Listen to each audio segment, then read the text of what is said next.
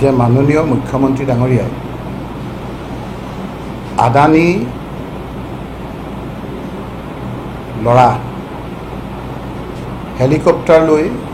ধুবুৰীৰ কিছু ঠাইত অহাৰ পিছত কেইদিনমানৰ পাছতে মুখ্যমন্ত্ৰী ডাঙৰীয়াই নিজে হেলিকপ্টাৰলৈ গৈ তাৰ মানুহসকলক উঠি যাবৰ কাৰণে কেমেৰাত বন্দী হোৱাকৈ নিৰ্দেশ দিছিল আৰু পৰৱৰ্তী সময়ত দৰকাৰ হ'লে খোলাকৈ গুলি কৰাৰো নিৰ্দেশ দিছিল, যিটো ঘোৰ অন্যায় কথা, যিটো আইন বিৰোধী কথা। তাৰ পিছৰখিনি আপোনালোকে সকলোৱে দেখিছিল যে সেই অসহায় মানুহসকলৰ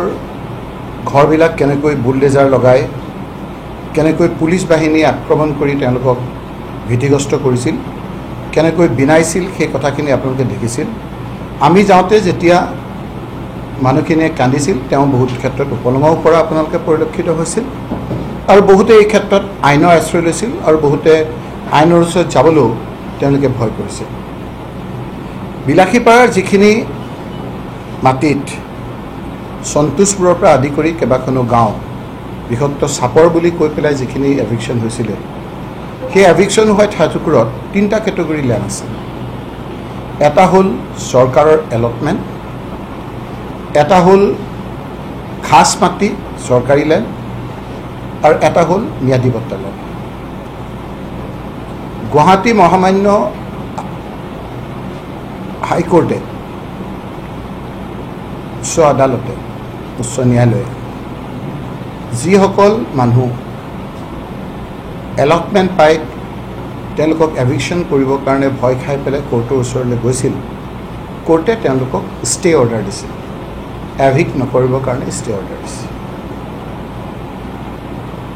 খাছ মাটি যিখিনি আছিল সেই লোকসকলৰ কাৰণেও এটা কেছ চালাকুদ্দিন বুলি আৰু তেওঁলোকৰ সহযোগীসকলে কৰিছিল। আপোনালোকে আজিকালি নেটত সকলো পোৱা যায়, আপোনালোকে চাব পাৰে। সেই সময়ত ছিংগুল বেঞ্চে এটা অৰ্ডাৰ দিছিল যে খাছ মাটিত থকা লোকসকলক ইণ্ডিভিজুৱেলি নটিচ দি তেওঁলোকক চৰকাৰে এভিকশ্যন কৰিব লাগে। পৰৱৰ্তী সময়ত গুৱাহাটীৰ ডিভিজন বেঞ্চটো অৰ্ডাৰ বুলি কয়, কোৰ্ট অৰ্ডাৰ দি এতিয়া গোটেই অসমৰ ক্ষেত্ৰত সেইটো প্ৰযোজ্য হ'ব যে খাছ মাটিত ইণ্ডিভিজুৱেল নটিচ নিদিয়াকৈ চৰকাৰে কোনো ধৰণৰ এভিকশ্যন কৰিব নোৱাৰিব বুলি এইটো কোৰ্ট অৰ্ডাৰ অৰ্থাৎ ডিভিজন বেঞ্চৰ অৰ্ডাৰ আছে। এই গোটেই অৰ্ডাৰখিনি জলাঞ্জলি দি চৰকাৰে আইন হাতত লৈ কেনেকৈ এভিকশ্যন কৰিছিল সেই কথাখিনি সকলোৱে দেখিছিল। আৰু এটা গুৰুত্বপূৰ্ণ কথা আছিল যে আৰু এটা কেটেগৰী আছিল, সেইখিনি হ'ল পাট্টা মাটি যিসকলে আইনৰ আশ্ৰয় লৈছিল সেই লোকসকলক ভয় ভীতি খুৱাই তেওঁলোকক অত্যাচাৰ কৰি তেওঁলোকক উচ্ছেদ কৰাৰ কাৰণে চৰকাৰে তেওঁলোকৰ লাইনটো কাটি দিছিল, ইলেক্ট্ৰিচিটি তেওঁলোকৰ কাটি দিছিল। সেই সময়তে ধুবুৰীৰ MP হিচাপে মই মাননীয় উপায়ুক্ত ডাঙৰীয়াৰ কাৰ্যালয়লৈ গৈছিলোঁ। উপায়ুক্ত ডাঙৰীয়াই মই যোৱাৰ উমান পাই ততাতৈয়াকৈ অফিচৰ পৰা গুচি আহিছিল আৰু ADC এগৰাকী আমি ৰিচিভ কৰাই ৰাখি ইলেক্ট্ৰিচিটিটো আপোনাৰ দিবৰ কাৰণে মই লিখিতভাৱে দিছিলোঁ। সেইখনৰ কপি ইতিমধ্যে আপোনালোকক দিছোঁ আৰু এতিয়া মই আপোনালোকক শ্ব' কৰিম। সেইখিনি দিয়াৰ পিছতো তেওঁলোকে কোনো ধৰণৰ ব্যৱস্থা গ্ৰহণ নকৰিলে আৰু এই মানুহখিনি যিখিনি আপোনাৰ ৰেভিনিউ লেণ্ডত, যিখিনি আপোনাৰ পাট্টা মাটিৰ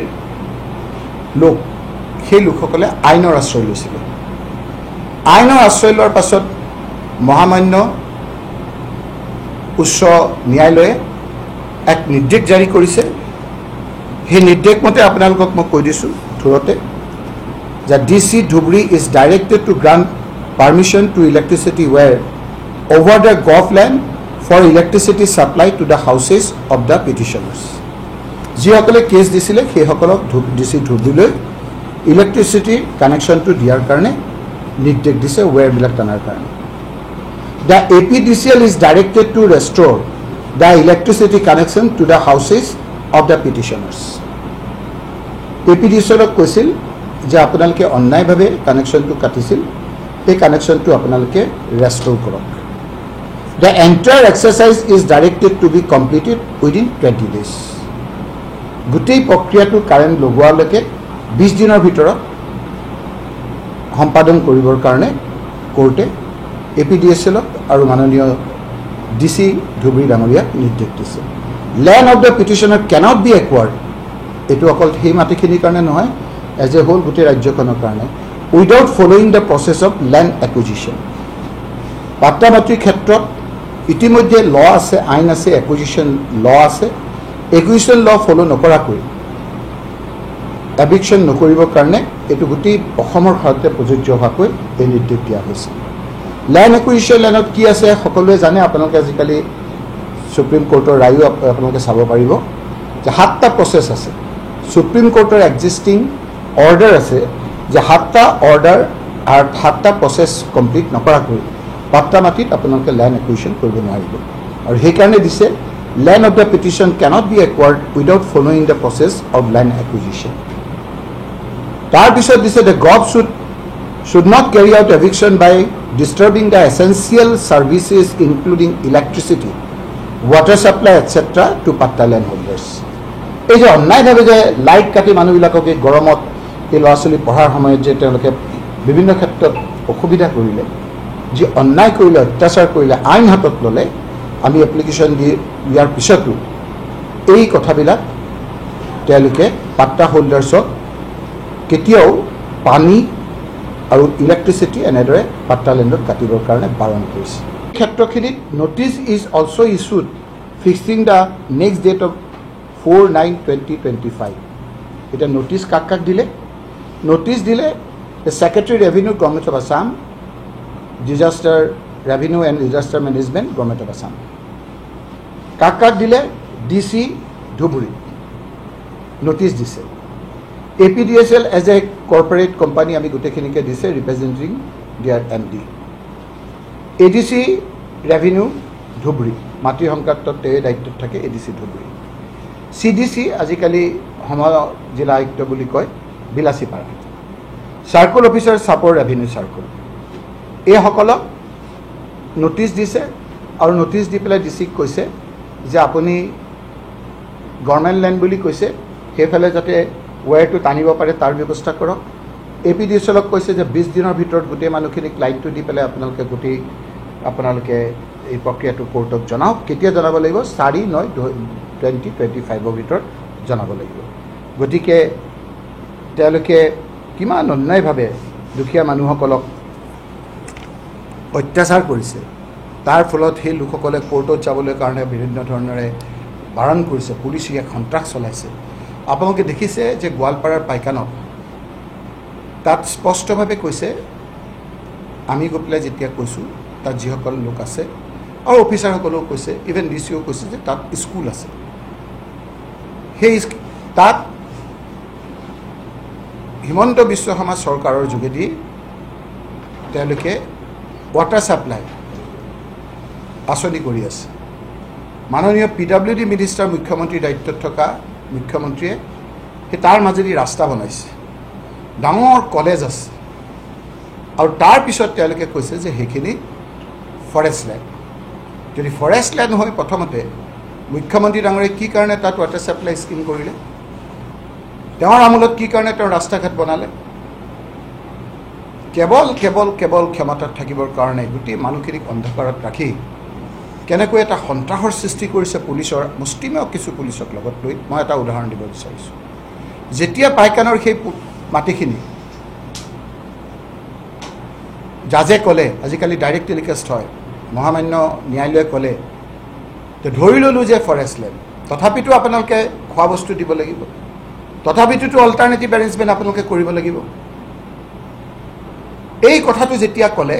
তেতিয়া এটা আৰ্টিফিচিয়েল এটা ল এণ্ড অৰ্ডাৰ চিটুৱেশ্যন ক্ৰিয়েট কৰি মানুহক তাত বিভিন্ন ধৰণে হত্যা কৰা হ'ল আৰু এতিয়া যিখিনি মানুহে তেওঁলোকে নিদিয়াৰ কাৰণে পানী আদি যোগান ধৰিছে মিনিমাম সৰু সৰু ল'ৰা ছোৱালীক এই গৰমত শিশু খাদ্য দিছে সেই মানুহৰ ওপৰত কেছ দি এতিয়া অন্যায়ভাৱে একদম আপোনাৰ পুলিচি শাসন চলাইছে হিমন্ত বিশ্ব শৰ্মা চৰকাৰে কেছ দিব গৈছে OCয়ে কেছ নলয় কেছ হওক নহওক কেছটো লওক কিয় ভয় কৰিছে কেছ ল'বৰ কাৰণে সেইকাৰণে আমি কৈছোঁ যে এই গোটেই প্ৰক্ৰিয়াটো এজন সুপ্ৰিম কোৰ্টৰ সিটিং জাজ দি এটা ন্যায়িক তদন্ত এটা হ'ব লাগে ওলাই যাব তেতিয়া যে মুখ্যমন্ত্ৰী ডাঙৰীয়াই নিয়ম কানুনৰ মাজে কৰিছে হাইকোৰ্টৰ অৰ্ডাৰ থকাৰ পিছতো ষ্টে অৰ্ডাৰ থকাৰ পিছতো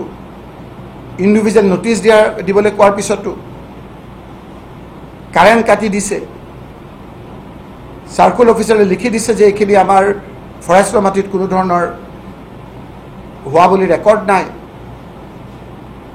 তাৰপিছতে গোটেই ঘটনাখিনি কেনেকৈ সোমাইছে বেকডেটত সোমাইছে আগৰ ডেটত সোমাইছে যদি সোমাইছে চৰকাৰে মুখ্যমন্ত্ৰীয়ে কিয় কাৰণে তাত পানী আঁচনি দিলে এই গোটেই প্ৰক্ৰিয়াটোৰ ক্ষেত্ৰত আজি নহ'লেও কালিতো আপোনাৰ এইটো বিচাৰ হ'বই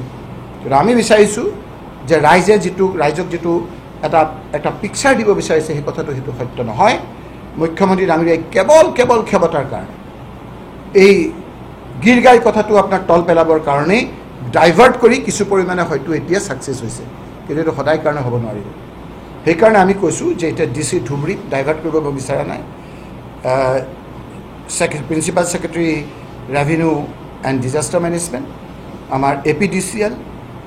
company as a whole ADC revenue